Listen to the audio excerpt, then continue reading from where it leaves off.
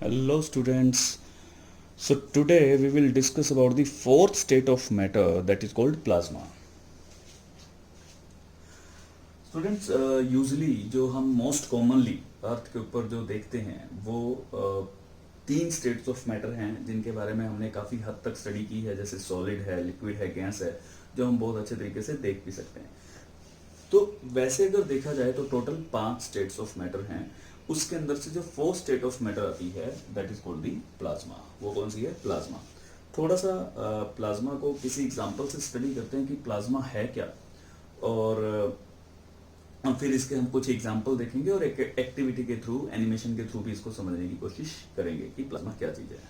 So first of all plasma जो है, जैसा कि यहाँ मेंशन है, it is the fourth state of matter. ये कौन सी है? फोर्थ स्टेट ऑफ मैटर है। से हम क्या करते हैं, एग्जांपल से इसको समझने की कोशिश करते हैं। हमने क्या किया, एक आइस ली, so this is a piece of ice.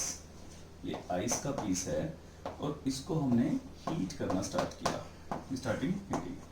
ठीक है, हमने जैसे ही इसको हीट करना स्टार्ट किया, it is converted into the liquid. ये किस में कन्वर्ट हो गई?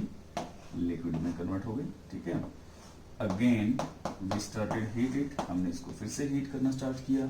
हम देख रहे हैं कि थोड़े टाइम में ये बॉयल करना स्टार्ट हो जाएगी। जब ये बॉयल करना स्टार्ट हो जाएगी, then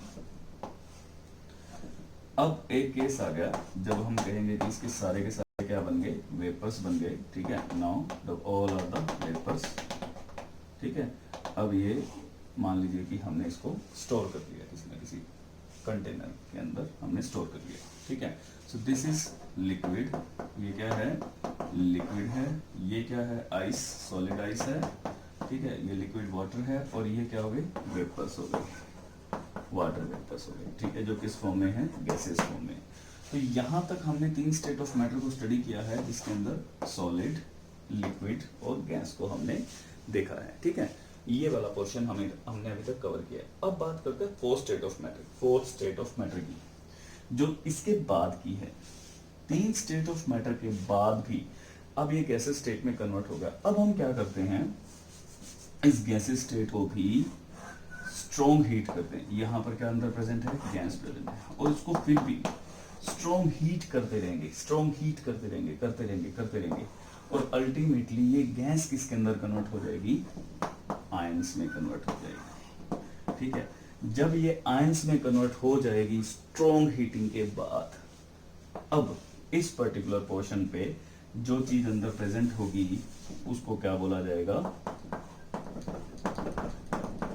that is called the plasma. ये जो स्टेट होगी, इस स्टेट को हम क्या बोलेंगे? Plasma state. ठीक है, अब क्वेश्चन अराइज होता है कि आयंस क्या होते हैं। तो हम पहले, सबसे पहले आयंस के बारे में स्टडी करते हैं, फिर उसके बाद फिर से बैक टू द पवेलियन हम प्लाज्मा को समझेंगे।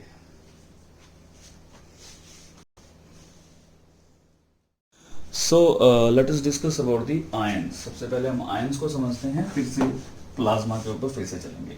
ठीक है, सो आयंस क्या चीज होती है? आयंस बेसिकली चार्ज पार्टिकल्स होते हैं। ये चार्ज पार्टिकल्स में भी एटम्स हो सकता है या मॉलिक्यूल हो सकता है। यदि किसी चीज के ऊपर भी चार्ज होगा तो हम उसको क्या बोलेंगे? आयंस बोलेंगे। सो आयंस, अब हमें पता है कि चार्ज दो प्रकार का होता है, either it is of positive charge और दूसरा क्या होगा? It is of negative charge.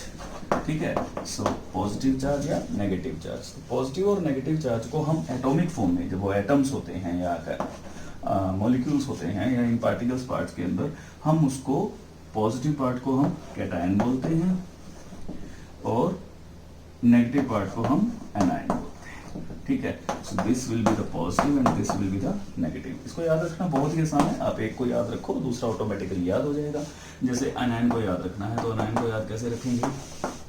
इसको टुकड़ों में तोड़ लो, एन आयन। तो ये क्या होगा? Negative ion. जिससे पता लग जाएगा कि अनायन क्या है?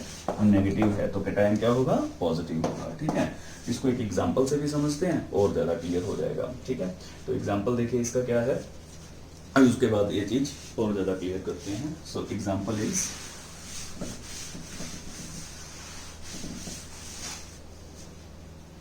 say we have neutral atom, मेरे पास क्या है, एक न्यूट्रल एटम है, ठीक है।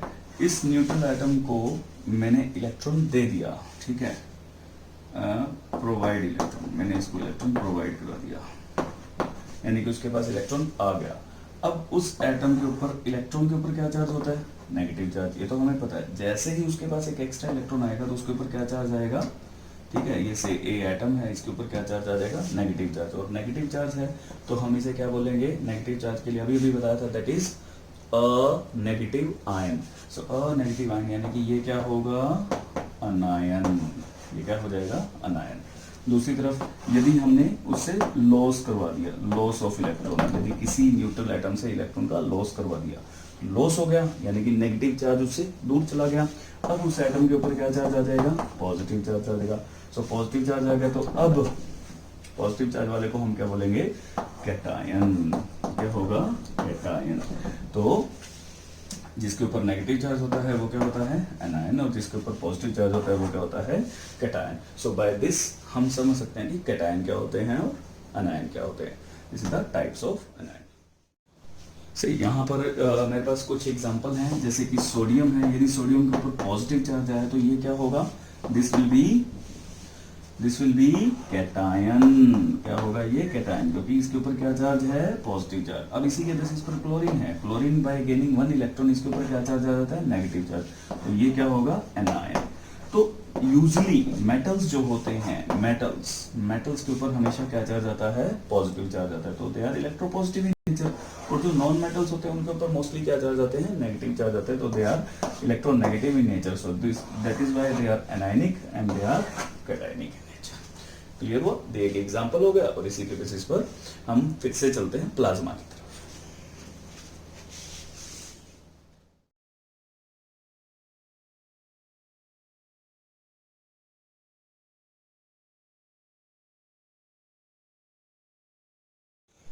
सो हेयर जैसा कि मैंने आपको बताया कि कोई गैस को यदि हम इतना ज़्यादा हीट कर देते हैं तो उसके अंदर से क्या होगा, से this is atom of the gas, ठीक है, और यहाँ पर इसके चारों तरफ जो इलेक्ट्रॉन है वो मूव कर रहा है। तो जैसे ही हम इसको हीट सप्लाई कर रहे हैं, हीट एक लेवल तक पहुंचने के बाद ये जो इलेक्ट्रॉन है ये यहाँ से क्या हो जाएगा, रिमूव हो जाएगा। अब ये इलेक्ट्रॉन यहाँ पर आ गया, अब ये इलेक्ट्रॉन यहाँ से आ गया, यानी कि इलेक्ट्रॉन नेगेटिव चार्ज उससे दूर चला गया, तो इसके ऊपर क्या चार्ज आ जाएगा, पॉजिटिव। सो नेगेटिव और पॉजिटिव वो अपने आयंस में टूट गया।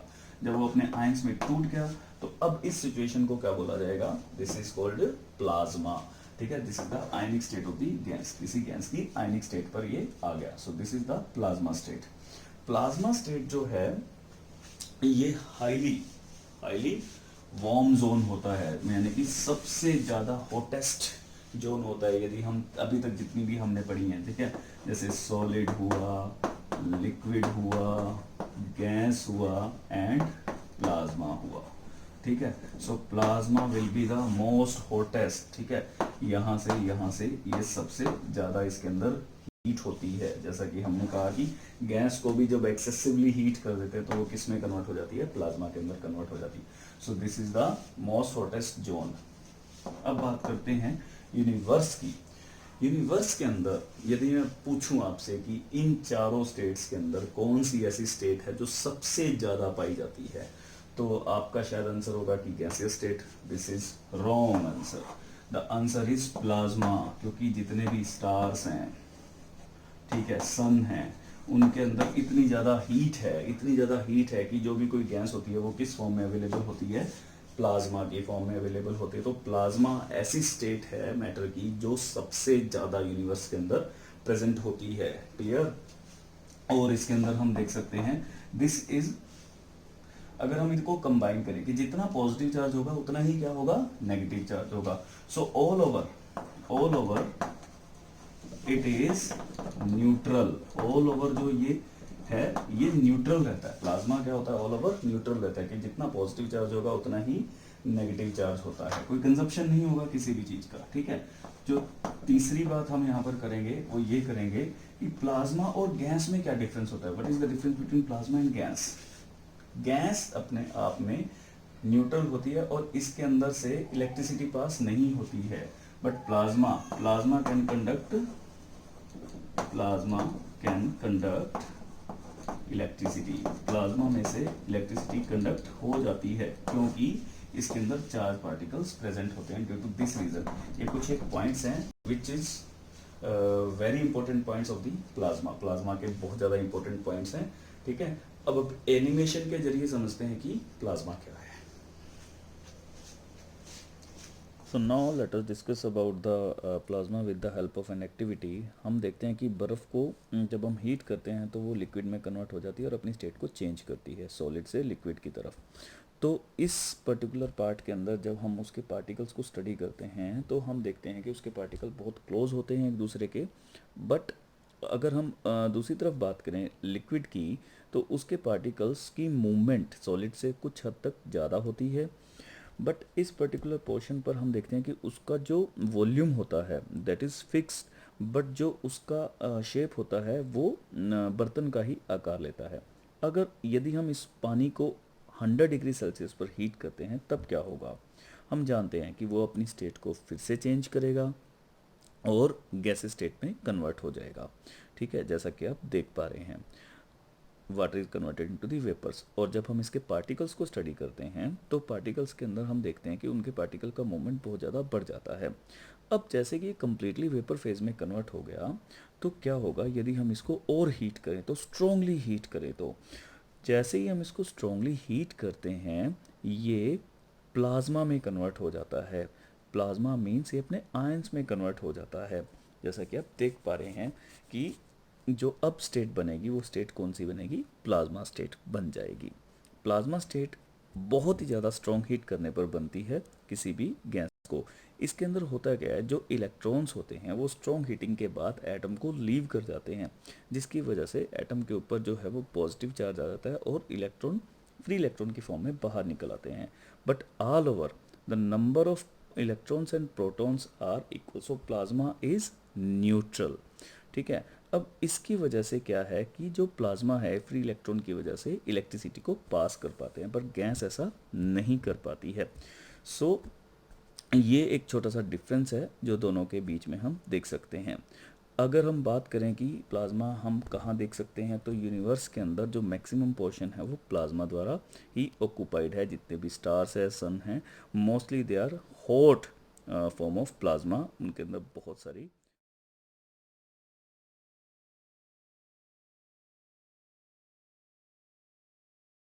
So now we will discuss about the fifth state of matter, that is called the BEC.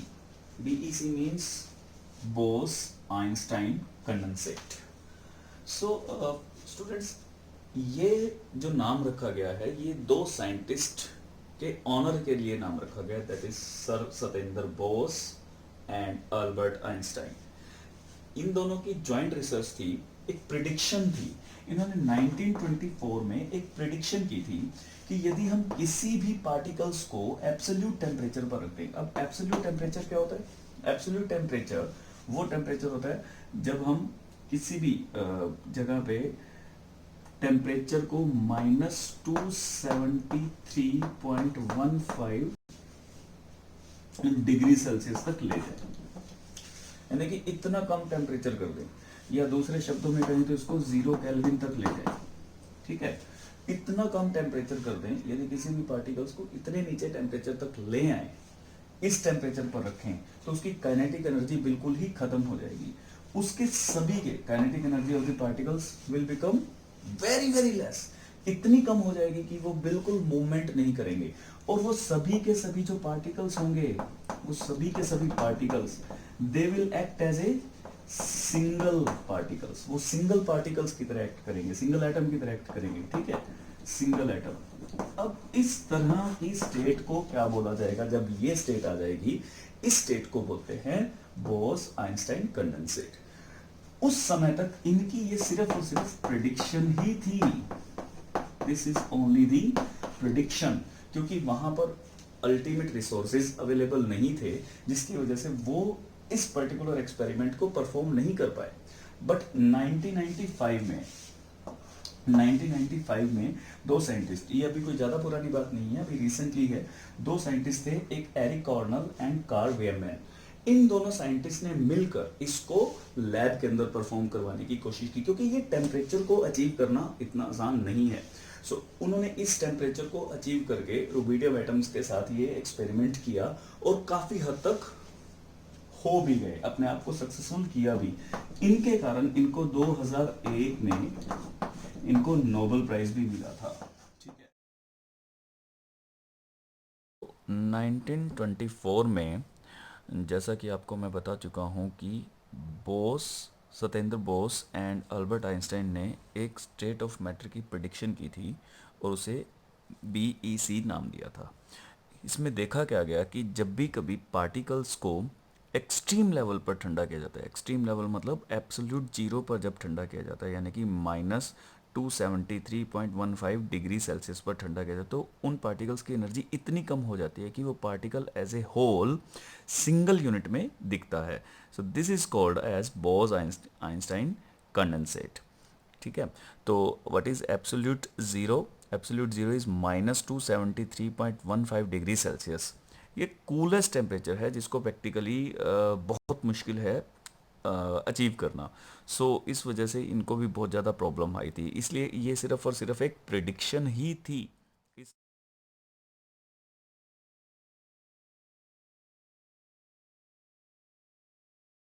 But in 1995 इस पर एक फिर से रिसर्च की गई दो साइंटिस्ट द्वारा, that is called Eric Cornell and Carl Wieman. इन्होंने इसको प्रैक्टिकली करने की कोशिश की। इन्होंने कुछ एटम्स को, रुबिडियम एटम्स को लेबोरेटरी के अंदर ही कुछ हद तक ठंडा करने की कोशिश की थी, इस टेम्परेचर पर अचीव करने की कोशिश की थी, जिसके अंदर काफ़ी हद तक वो कामयाब भी हो गए थे। और इसी के चलते उन्हें 2001 में नोबेल प्राइज़ भी दिया गया था उनके इस अचीवमेंट के द्वारा। बट प्रैक्टिकली देखा जाए तो ये कहीं भी